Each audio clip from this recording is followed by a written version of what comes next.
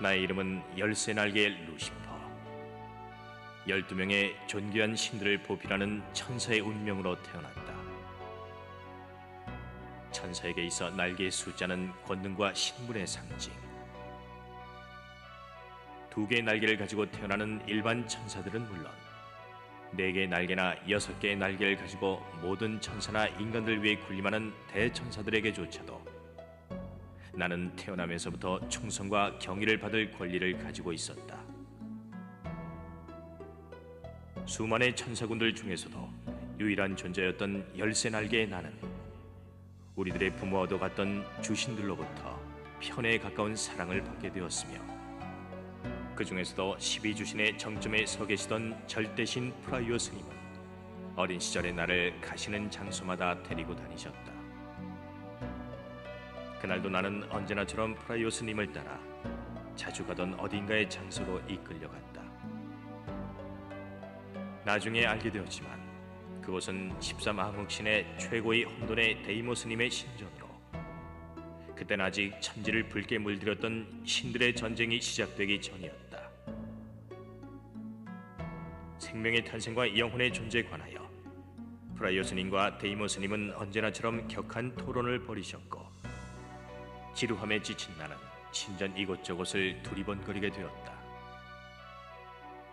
그것은 운명이었을까?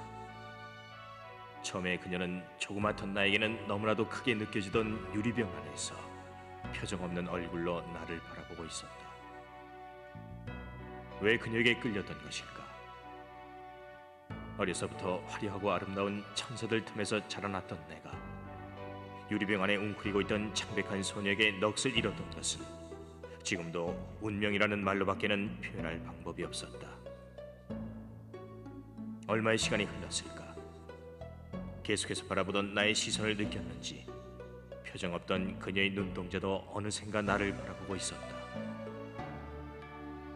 알 수 없는 액체 속에 그녀와 나는 점점 가까이 다가갔고, 차가운 유리를 사이에 두고 우리는 서로의 손을 맞댈 수 있었다.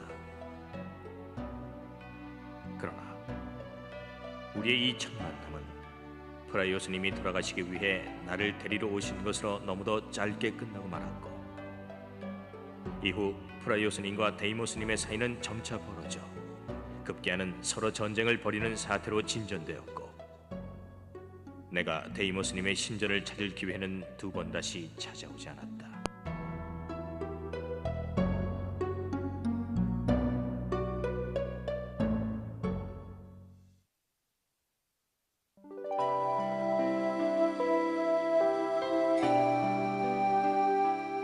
그로부터 많은 시간이 흘렀다. 열쇠 날개로 태어난 나는 나의 의지와는 상관없이 천사들의 우두머리로 자라났으며, 가장 존엄한 천사라는 세라프의 칭호를 받게 되었다. 특히 프라이오 스님이 이끄시는 12주신들과 데이모 스님이 이끄시는 13악신들과의 싸움이 격화되면서 주신군의 주력인 우리 천사들은 마장기라는 거신들과 함께 암흑신을 믿는 마족들을 상대로 끝없는 사륙의 전쟁을 계속해야만 했었다. 열쇠 날개 루시퍼라 불리우던 나 자신은 6날개를 가졌던 4명의 아크엔젤, 즉 미카엘, 가브리엘, 우리엘, 라파엘들의 보좌를 받으며 9명의 발키리들과 그에 딸린 수많은 천사군을 지휘하여 암흑신의 마족들과 그리마라 불리우던 악마의 화신들을 물리쳐 나갔다. 그날도 나는 평소와 다름없이 미카엘들을 이끌고 마족의 어떤 마을을 습격하여 집들을 불태우고 마족들을 토벌하고 있었다. 저항하는 마을의 전사들은 모두 나의 부하들에게 살해당하였으며, 살아남은 여자와 어린아이들은 마을 광장에 끌어내어져 나의 처분만 기다리고 있었다. 그런데 그곳에 바로 그녀가 나타난다. 그녀를 처음 바라보던 순간 나는 그녀가 그때의 소녀임을 본능적으로 느낄 수 있었고, 서로 뒤엉키는 눈길의 실가닥 속에서 그녀 또한 나를 느끼고 있음에 내 심장의 두근거림을 누를 수 없었다. 미카엘은 그녀가 바로 마족들의 여왕인 리리스라고 이야기해 주었다. 마족들의 병사를 이끌고 뒤늦게 나타난 그녀는 마을 사람들을 구하기 위하여 단신으로 나와의 협상을 제의했던 것이다. 나는 부하들의 반대에도 불구하고 마을 사람들을 풀어주는 조건으로 이 대륙의 최고봉인 헬카이트 산의 봉우리에서 그녀와의 단독 면담을 요구했으며 나의 뜻을 알아채었는지 그녀 또한 이에 동의하였다.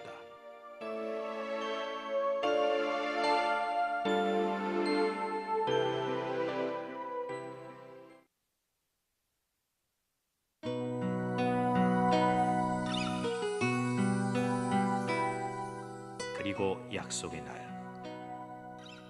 겉으론 양측의 포로 교환을 위한 단독 회담이었지만 나는 그녀를 다시 만난다는 생각 외에는 다른 아무런 생각도 할 수 없었다.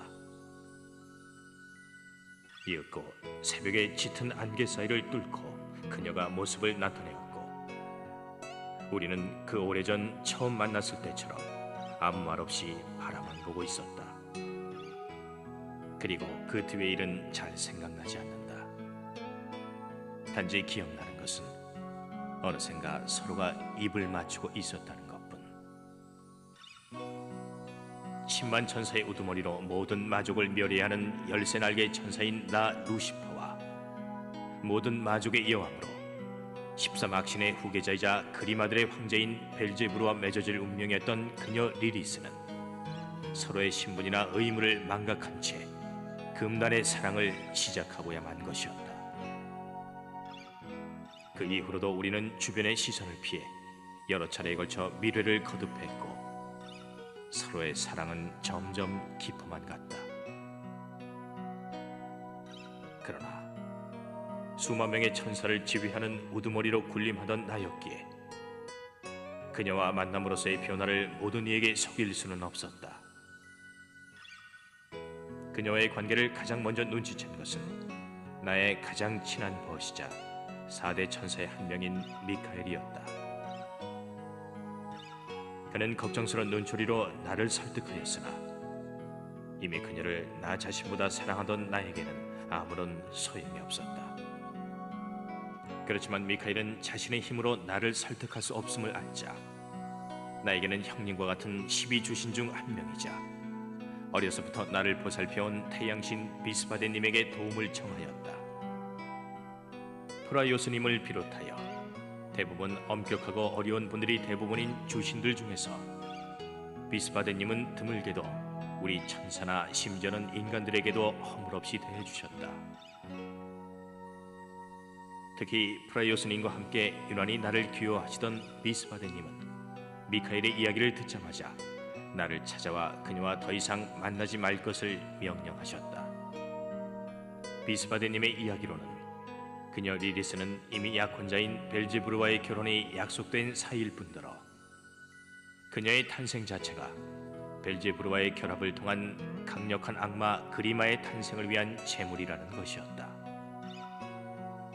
모든 마족이 그녀에게 경배하는 것은 그녀가 벨제부르와 함께 우리 천사들과 신족을 멸할 마신을 수태하리라는 소망 때문이라는 것이었다.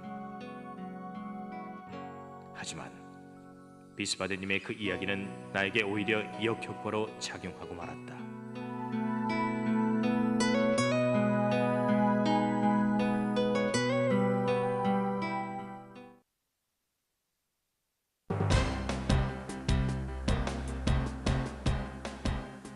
그날 밤 그녀를 다시 만난 나는 그녀에게 사실을 캐물었고 결국 모든 사실을 확인할 수 있었다.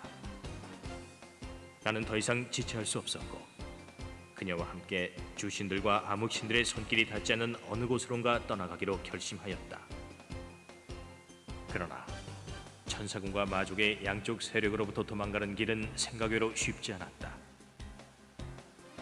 우린 서로가 다스리던 부하들을 상대해야만 했고 어제까지 충성을 다하던 부하들에게 칼을 들이밀 수밖에 없었다. 그러던 중 결국 또 다른 운명의 사람을 만나고야 말았다. 그의 이름은 벨제부르, 그리마의 황제로 태어난 사나이. 약혼녀를 잃은 질투심과 나에 대한 징후로 복수심에 불타오르던 그는 추격대 선두에 서서 우리를 추격해왔다. 열쇠날개의 천사로 지금까지의 치열했던 전투를 통해 작은 상처나 입지 않았던 나였지만 벨제부르는 지금까지의 마족들과는 전혀 다른 상대였다. 황혼 무렵 시작된 벨제부르와의 결투는 밤을 지새고 다음날 새벽까지 계속되었다.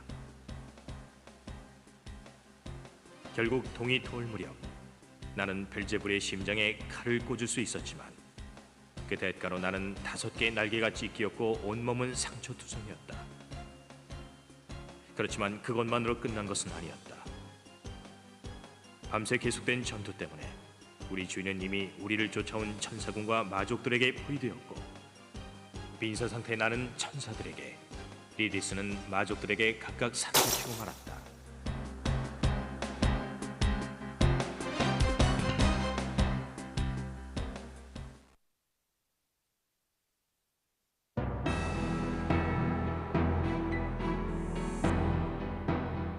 열쇠날개의 천사로 신들의 총애를 받으며 천사군과 인간들 위해 군림하던 나였지만 리디스와의 일은 결코 용서받을 수 없었다.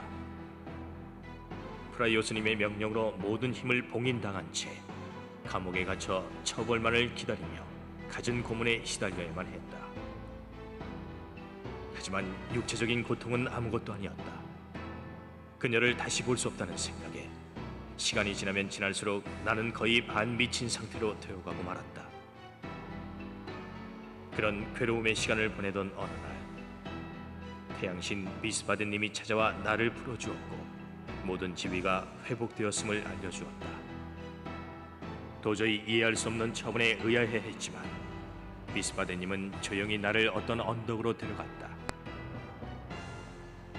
그곳은 예전부터 중요한 마족들을 사로잡아 불태우던 화형장터였다. 나와 비스바데님이 도착했을 때는 얼마 전 화형식이 끝난 모양으로 아직 불꽃이 남아있는 재가 날리고 있었다.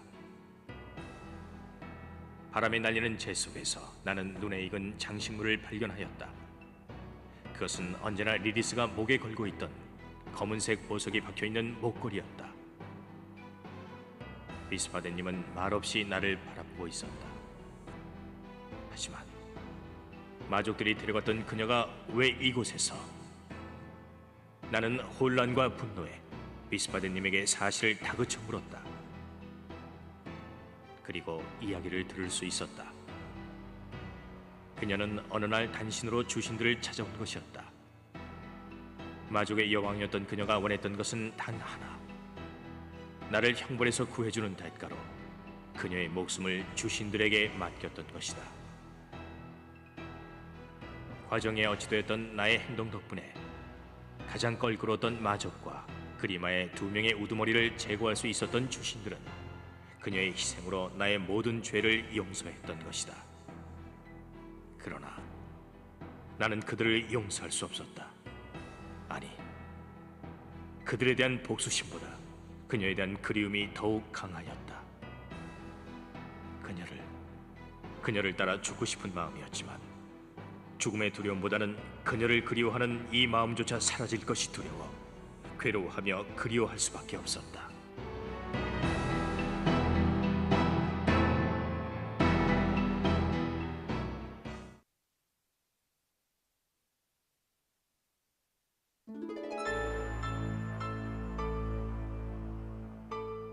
그 이후는 방황의 연속이었다. 되돌아온 천사군 우두머리 자리를 내친 채 세상을 방황하였으며 매일 밤 그녀와 만나던 헬카이트산 정상에 올라 울부짖었다. 그리고 그곳에서 그를 만났다. 14막신의 우두머리 혼돈의 데이모스. 어려서 프라이오스님과 만났던 바로 그 암흑신이었다. 또한 그는 그녀의 아버지와 같은 존재이기도 하였다. 그는 울고 있는 나를 어루만져 주었다.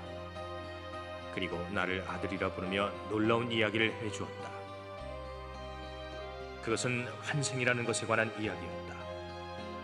그분 말씀에 따르면 우리 천사는 물론 인간, 심지어는 신들을 포함하여 영혼을 가진 이들은 모두 저 우주 어딘가에서 탄생하여 여러 차원의 우주에서 전생한다는 이야기였다.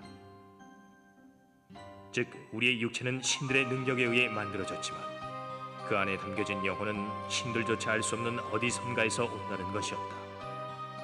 또 예전에 신들이 살던 고향은 지금의 신들이 이 세계로 오게 됨으로써 멸망하게 되었지만 그곳의 인간들의 영혼 역시 우주 어디에선가 다른 시간, 다른 공간에서 전생하고 있을 것이라는 말씀이었다. 즉 누구에게나 육체란 유한한 존재이지만 영혼은 영원한 존재로 무한한 시간과 공간을 통해 끝나지 않은 여행을 계속해오고 있다는 것이다. 하지만 어떤 매개체를 통한다면 영혼은 자신의 기억을 간직한 채 자신이 원하는 곳으로 환생할 수도 있으며 리디스는 단순히 죽어간 것이 아니라 나를 기다려 미래 어딘가로 환생했다는 이야기였다. 그 매개체는 리디스가 남긴 검은 보석의 목걸이. 그녀는 데이못을 통해 나에게 소중한 믿음을 남겼다. 그것은 언제 어딘가에서 다시 태어날 그녀를 따라 나 역시 그 불확실하고 무한에 가까운 여행을 떠나 몇 번의 인생을 거듭해서라도 그녀를 다시 찾아주리라는 믿음이었다. 물론 다시 태어나더라도 평생 그녀를 만나지 못할지도 모른다. 그리고 설사 다시 만나더라도 그녀를 기억해내지 못할지도 모른다. 하지만 나는 그녀를 다시 만나고 그녀를 기억해낼 때까지 몇 번이라도, 아니 몇천 번이라도 다시 태어날 것이다. 그리고 그녀 역시 나를 기다려 언제까지라도 다시 태어나 줄 것을 나는 믿는다. 나는 우리의 이 소중한 약속과 믿음을 위해 어딘가에서 나를 기다릴 그녀를 찾아 억겁의 시간과 무한의 공간을 향한 끝나지 않을지도 모르는 여행을 떠나왔던 것이다. 그리고 나는 그녀를 다시 만날 수 있었다.